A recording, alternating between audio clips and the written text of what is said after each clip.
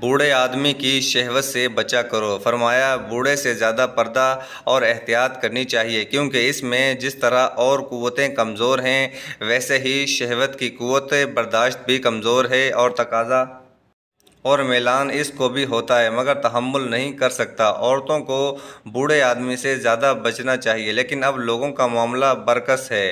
بوڑھوں سے بالکل احتیاط نہیں کرائی جاتی۔ یہ بالکل تجربہ اور مصلحت کے خلاف ہے۔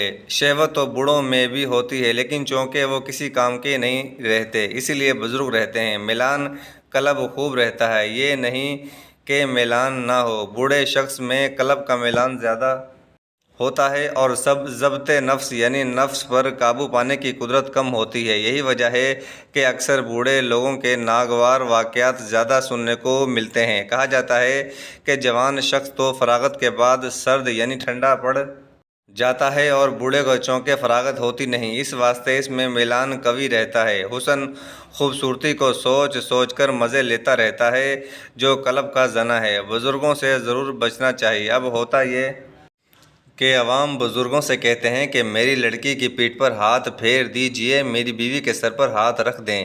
یہ سب واہیات حرکت ہے، بہت ہی احتیاط کرنی چاہیے۔ بزرگوں کو بھی فتنوں سے بچنا چاہیے، بلکہ دوسروں سے زیادہ ان کو بچانا چاہیے۔ وہ بھی تو آخر انسان ہی ہیں۔ لوگ عورتوں کو بزرگوں سے بچاتے ہی نہیں، حالانکہ بزرگوں میں شہوت کی قوت زیادہ ہوتی ہے۔ بعض دفعہ بوڑھوں کو انتشار عضو نہ ہونے کی وجہ سے شہوت نہ ہونے کا دھوکہ ہو جاتا ہے، بلکہ یہ خیال غلط ہے۔ عضو کا منتشر نہ ہونا اعصابی کمزوری کی وجہ سے ہوتا ہے، باقی شہوت ضرور ہوتی ہے۔ جوان مرد سے عادتاً عورتیں زیادہ پرہیز کرتی ہیں اور بوڑھوں کو تو فرشتہ سمجھتی ہیں، اسی لیے ان سے زیادہ احتیاط درکار ہے۔ بزرگوں کا ادراک بہت صحیح ہوتا ہے۔ آواز سے یہ لوگ استدلال کر سکتے ہیں، صورت سے یہ استدلال کر سکتے ہیں، لب و لہجے سے یہ استدلال کر سکتے ہیں، چال ڈھال سے یہ استدلال کر سکتے ہیں۔ ان کے استدلال غضب کے ہوتے ہیں۔ اگر کوئی کہے کہ نگاہ پر مدار ہوتا ہے تو اندھے زنا نہ کیا کرتے، صاحبو اندھے بھی اسی کی بدولت مبتلا ہوتے ہیں۔ آواز سن کر تصور کرتے ہیں کہ یہ لڑکا یا عورت خوبصورت ہوگا تو ان کے دل میں بھی یہی تصور اول ہوتا ہے کہ اس میں جو دیکھنے کی چیز ہے وہ ایسی ہوگی۔ اگر لمس سے عاشق ہوتے ہیں تو روئی بہت نرم ہوتی ہے، اس پر کیوں عاشق نہیں؟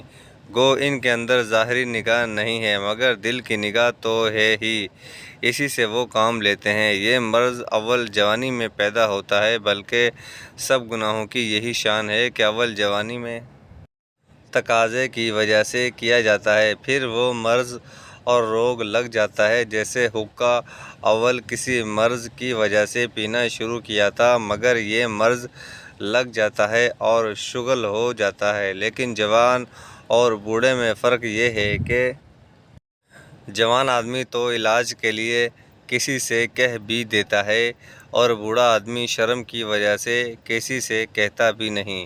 اس کے مخفی رہنے کی وجہ سے اس میں کثرت سے ابتلا ہے۔ شیطان اول تو اچھی نیت سے دکھلاتا ہے، چند روز کے بعد جب محبت جاغزیں ہوتی ہے تو پھر نگاہ کو ناپاک کر دیتا ہے۔ تو ضروری امر یہ ہے کہ علاقہ تعلق ہی نہ کرو، اور علاقہ ہوتا ہے نظر سے، لہٰذا نظر ہی نہ کرو۔ غالباً حدیث میں ہے یا کسی بزرگ کا قول ہے کہ نظر کرنا ابلیس کے ہتھیاروں میں سے ایک ہتھیار ہے۔ یہ نظر ایسی چیز ہے کہ اس کا اثر پیدا ہونے کے بعد بھی مدت تک یہ بھی نہیں معلوم ہوتا کہ ہم کو تعلق ہو گیا، بلکہ جب کبھی محبوب جدا ہوتا ہے اس وقت قلب میں ایک سوزش سی پیدا ہوتی ہے، اس وقت معلوم ہوتا ہے کہ تعلق ہو گیا۔ اور جس قدر یہ سوزش بڑھتی ہے خدا کی محبت کم ہوتی جاتی ہے، اور اس سے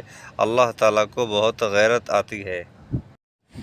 بڑا بھاری گناہ جس کو لوگ ہلکا سمجھتے ہیں نظر کا گناہ ہے، اور بھاری میں نے اس کو با اعتبار آثار کے کہا۔ اس کی ایسی مثال ہے جیسے گھڑی کے اندر بال کمانی ہوتی ہے کہ دیکھنے میں تو چھوٹی سی شے ہے، لیکن سارا خرچہ گھڑی کا اسی پر چلتا ہے۔ اسی طرح آنکھوں سے جو شعاعیں نکلتی ہیں وہ بال کمانی سے بھی زیادہ باریک ہیں، لیکن قلب جو سلطان جسم ہے اسی پر چلتا ہے، پھر قلب پر تمام چرخہ جسم کا حرکت کرتا ہے۔ یہ آنکھیں تمام امراض کی جڑ ہیں اور اسی کو لوگ ہلکا سمجھتے ہیں۔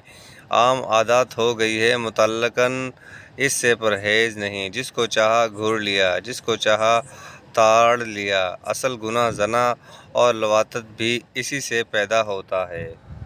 یہی وجہ ہے کہ بعض دفعہ بازار میں آدمی چلا جا رہا ہے اور کوئی آواز آئی تو اس کی طرف نگاہ خوبصورتی کے گمان سے اٹھتی ہے، اور اگر یہ معلوم ہو کہ بد صورت ہے تو کبھی اس کی طرف نہ دیکھے۔ پس یہ نگاہ کیا دلال معاصی ہے۔ اسی طرح اللہ تعالیٰ نے حفظ فروج، شرم گاہوں کی حفاظت کے امر سے پہلے حکم فرمایا ہے، نگاہیں نیچی رکھو۔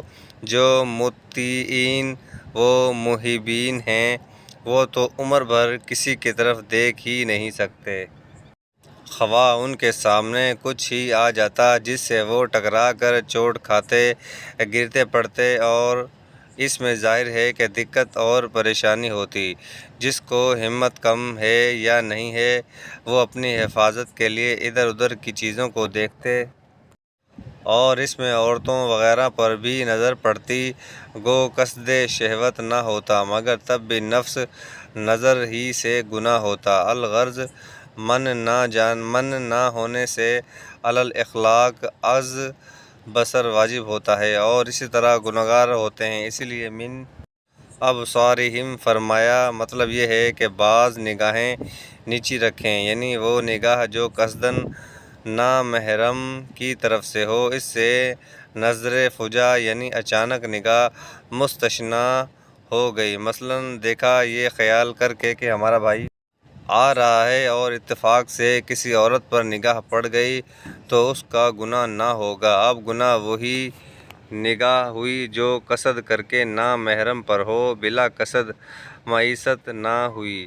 حالانکہ عقلاً جرائم کی شان یہ ہے کہ خواہ کسی طرح ہو جرم ہی ہونا چاہیے۔ چنانچہ حقوق العباد میں اس کا اعتبار بھی کیا گیا ہے۔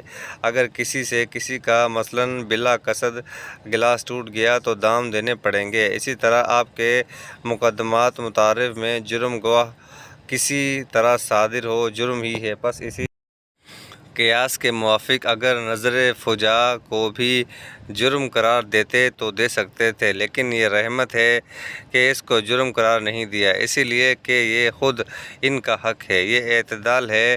شریعت مقدسہ کا کوئی ایسا قانون دکھلائیے تو جس میں ایسی رعایت اور ایسا اعتدال اور حسن ہو۔ یہ گناہ اللہ تعالیٰ کا بہت ناپسند ہے۔ چنانچہ حدیث میں ہے، رسول اللہ صلی اللہ علیہ وسلم نے ارشاد فرمایا، ترجمہ میں بہت غیرت مند ہوں اور اللہ تعالیٰ ہم سے زیادہ غیرت مند ہیں، اور اسی غیرت کی وجہ سے اللہ تعالیٰ نے بے شرمی کی باتوں کو حرام قرار دیا ہے، چاہے اس کی برائی کھلی ہوئی ہو یا اندرونی ہو، اور یہ سب فواحش ہیں، آنکھ سے دیکھنا، ہاتھ سے پکڑنا، پاؤں سے چلنا، کیونکہ ان سب کو شارع نے زنا ٹھہرایا ہے۔ چنانچہ ارشاد ہے، آنکھیں زنا کرتی ہیں اور ان کا زنا کرنا دیکھنا ہے، کان زنا کرتے ہیں اور ان کا زنا سننا ہے، اور زبان بھی زنا کرتی ہے اور اس کا زنا بولنا ہے، اور ہاتھ زنا کرتے ہیں اور ان کا زنا پکڑنا ہے۔ اس وقت لوگوں میں یہ مرض شدت سے پھیل رہا ہے، کوئی تو خاص اصل گناہ میں مبتلا ہے اور کوئی اس کے مقدمات یعنی اجنبی لڑکے یا اجنبی عورت پر نظر کرنا